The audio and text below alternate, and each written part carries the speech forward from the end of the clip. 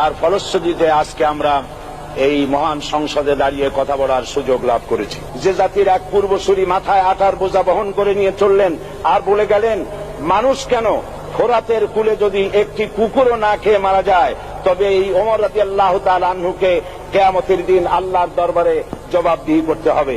আওয়ামী লীগকে সকল হিংসা বিদ্বেষ ও পরাজয়ের গ্লানি ভুলে গিয়ে মাননীয় স্পিকার, অনেক ত্যাগ ও তিতিক্ষার রক্তের বিনিময়ে গড়ে উঠেছে আমাদের গণতান্ত্রিক প্রতিষ্ঠান এই জাতীয় সংসদ। আমি এখন মাননীয় সংসদ সদস্য মাওলানা দেলোয়ার হোসেন সাইদী সাহেবকে বক্তব্য রাখার জন্য অনুরোধ জানাচ্ছি। নাহমাদুহু ওয়া নুসাল্লি আলা রাসূলিহিল কারীম ওয়া আলা আলিহি ওয়া আসহাবিহি আজমাইন। আউযু বিল্লাহি মিনাশ শাইতানির রাজীম। বিসমিল্লাহির রহমানির রহিম। মাননীয় স্পিকার, আপনি এই মহান সংসদের স্পিকার হিসেবে নির্বাচিত হয় আমরা জাতীয় সংসদের পক্ষ থেকে আপনাকে অন্তরের অন্তঃস্থল থেকে মোবারকবাদ জানাচ্ছি। মাননীয় স্পিকার, আমি আজ এই সংসদে দাঁড়িয়ে ওই মহান আল্লাহ পাকের প্রশংসায় সেজদা অবনত হচ্ছি, যিনি 1 অক্টোবরের ব্যালট যুদ্ধের মাধ্যমে সুদীর্ঘ 5 বছরের দুঃশাসন, সীমাহীন দুর্নীতি, ইসলাম বিরোধী কর্মকাণ্ড, দেশব্যাপী ভয়াবহ সন্ত্রাসের মোকাবেলায় 4 দলীয় ঐক্যজোটের মহা বিজয় দান করেছেন এবং যার ফলশ্রুতিতে আজকে আমরা এই মহান সংসদে দাঁড়িয়ে কথা বলার সুযোগ লাভ করেছি। মাননীয় স্পিকার, আপনার মাধ্যমে আমি আমার অন্তরের অন্তঃস্থল থেকে দেশবাসীকে ধন্যবাদ জানাই। বিশেষ করে আমার নির্বাচনী এলাকা পিরোজপুর, নাজিরপুর, ইন্দুরকানীবাসী ভাই বোনদের প্রতি কৃতজ্ঞতা জানাই, যাদের অক্লান্ত পরিশ্রমে এবং মূল্যবান ভোটের মাধ্যমে আমি নির্বাচিত এই মহান সংসদের সদস্য হওয়ার সুযোগ লাভ করেছি। মাননীয় স্পিকার, বাংলাদেশের 13 কোটি মানুষকে যারা পরিচালনা করবেন আজকে তারাই এই মহান সংসদে বসে আছেন। আমি আপনার মাধ্যমে তাদের উদ্দেশ্যে কিছু কথা বলতে চাই।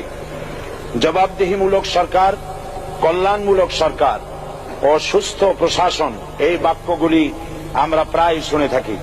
এই বাক্যগুলির অর্থ সরকার স্বৈরাচার নয়, বরং জনগণের কল্যাণে জনগণ নিকট দায়বদ্ধ সরকার, যা আব্রাহাম লিঙ্কনের ভাষায় by the people, for the people, of the people. বর্তমান পৃথিবীতে মূলত গণতান্ত্রিক দেশে এখন সরকারকে বিবেচনা করা হয়। এরূপ সরকারের জনগণের সার্বভৌম ক্ষমতার উৎস হিসেবে বিবেচনা করা হয়, অর্থাৎ সংখ্যাগরিষ্ঠ প্রতিনিধিদের প্রণীত আইনই হল আইন এবং নির্বাচিত হবার পর সরকার হয়ে পড়েন সমগ্র জনগণের, আর বিরোধী দল হয় ছায়া সরকার। মাননীয় স্পিকার, সরকারকে সঠিক পথে পরিচালনার জন্য বিরোধী দলকে অপরিহার্য বিবেচনা করা হয়। বর্তমান গণতান্ত্রিক চেতনা বেশি পুরনো নয়, মানুষ মূলত রাজতান্ত্রিক স্বৈর শাসনের সাথেই বেশি পরিচিত। বস্তুত বর্তমান পৃথিবীতে গণতান্ত্রিক শাসন ব্যবস্থায় জবাবদিহিমূলক, কল্যাণমূলক, স্বচ্ছ প্রশাসনের যে কথাবার্তা আমরা শুনতে পাই, এর প্রথম উপস্থাপক হলেন বিশ্বনবী হযরত মুহাম্মদ রাসূলুল্লাহ সাল্লাল্লাহু আলাইহি ওয়াসাল্লাম। বর্তমান গণতান্ত্রিক ব্যবস্থাপনার সাথে ইসলামের মূল পার্থক্য হল সার্বভৌমত্বের ধারণা নিয়ে। ইসলামের দৃষ্টিতে সার্বভৌমত্বের মালিক জনগণ নয়, মালিক হলেন আল্লাহ রাব্বুল আলামিন। কিন্তু সরকার গঠন ও পরিচালনা জনগণের ইচ্ছার ভিত্তিতে হতে হবে। জনগণের ইচ্ছার বিরুদ্ধে ক্ষমতায় থাকার অধিকার ইসলামের স্বীকৃত নয়। মাননীয় স্পিকার, সাধারণত লক্ষ্য করা যায় সরকার, সরকারি কর্মকর্তা, কর্মচারীবৃন্দ জনগণের উপর নানাভাবে জুলুম, নির্যাতন বা শোষণ করে থাকে। জনগণের খাদেম না হয়ে তারা হয়ে পড়েন জনগণের প্রভু। তারা জনগণের সম্পদকে তসরুপ করে। এই অবস্থা থেকে মুক্ত করার জন্য রাসূল করিম সাল্লাল্লাহু আলাইহি ওয়াসাল্লাম সরকারি কর্মকর্তা ও কর্মচারীদের মধ্যে তীব্র দায়িত্ব অনুভূতি জাগ্রত করে তিনি বলেন, ঘুষ দাতা ও গৃহীতা উভয় জাহান্নামী। নবী করিম সাল্লাল্লাহু আলাইহি ওয়াসাল্লাম আরো বলেছেন, আমরা যদি কাউকে কোনো রাষ্ট্রীয় দায়িত্ব প্রদান করি তখন সেই ব্যক্তি তার ব্যক্তিগত কাজ যতটা নিষ্ঠা ও আন্তরিকতার সাথে পালন করে, রাষ্ট্রীয় দায়িত্ব যদি সেভাবে পালন না করে তবে কিয়ামতের দিন তাকে উল্টো করে জাহান্নামে নিক্ষেপ করা হবে।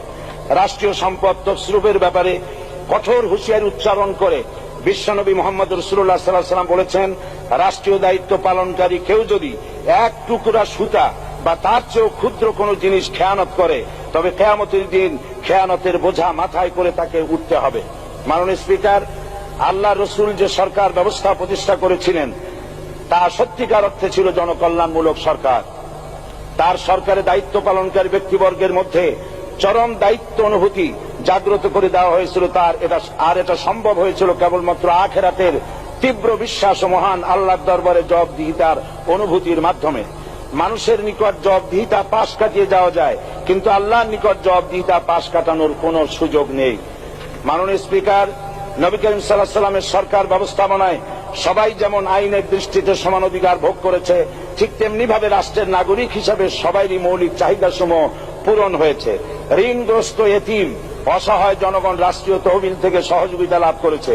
মূলত এটা জনকল্যাণমূলক সরকারের ধারণা বিশ্ববাসী তখনই প্রথম অবলোকন করে। মাননীয় স্পিকার, নবী করিম সাল্লাল্লাহু আলাইহি ওয়াসাল্লাম সরকারি কর্মকর্তাদের বিরুদ্ধে কোনো অভিযোগ পেলে তখনই ব্যবস্থা গ্রহণ করতেন। আইনের চোখে সবাই সমান এবং এ কারণেই শাসকদের আত্মীয় স্বজন কারো পক্ষে সম্ভব ছিল না জনগণের উপরে জুলুম করা। খলিফা ওমর রাদিয়াল্লাহু তাআলা আনহুর এক ছেলে অপরাধী প্রমাণিত হলে সে দণ্ডভোগ থেকে রেহাই পায়নি, এমনকি এতে তার মৃত্যুদণ্ড হয়েছিল। আবার খলিফা নিজেকে আইনের ঊর্ধ্বে মনে করতেন না, তাই বর্ম চুরির ঘটনায় আলী রাদিয়াল্লাহু তাআলা আনহু কাজীর দরবারে সাধারণ ফরিয়াদির মতো উপস্থিত হন।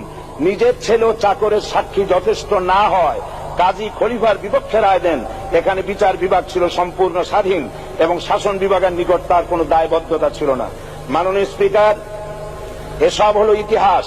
মুসলমান আজ অনুসরণ করতে চায় না তাদের অতীতের গৌরবোজ্জ্বল কর্মপদ্ধতিকে।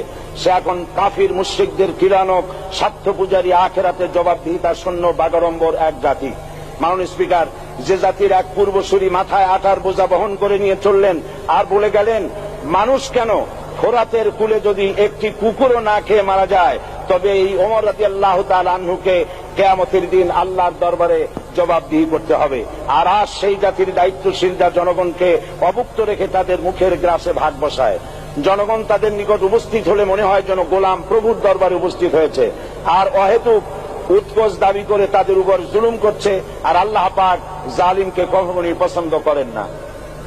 মাননীয় স্পিকার, আমি দৃঢ়ভাবে আশা করি এই অবস্থা কাটিয়ে উঠিয়ে আমরা রাসূল করিম সাল্লাল্লাহু আলাইহি ওয়াসাল্লাম কর্তৃক প্রদর্শিত রাষ্ট্র ব্যবস্থার অনুসরণ করে একটি সুখী সমৃদ্ধশালী আধুনিক ইসলামী রাষ্ট্র পরিণত করে বাংলার প্রিয় জন্মভূমি বাংলাদেশকে আজ গোটা বিশ্বব্যাপী শোষণ, নির্যাতনা, হানাহানি, অশান্তির মধ্যে, তাই আজ পৃথিবীর অধীর আগ্রহে অপেক্ষা করছে ইসলামের আলোকে এমন এক রাষ্ট্র ব্যবস্থার যেখানে দায়িত্বশীলরা আল্লাহ তাআলার কাছে জবাবদিহিতার পাশাপাশি জনগণ নিকটও জবাবদিহি করতে বাধ্য হবে।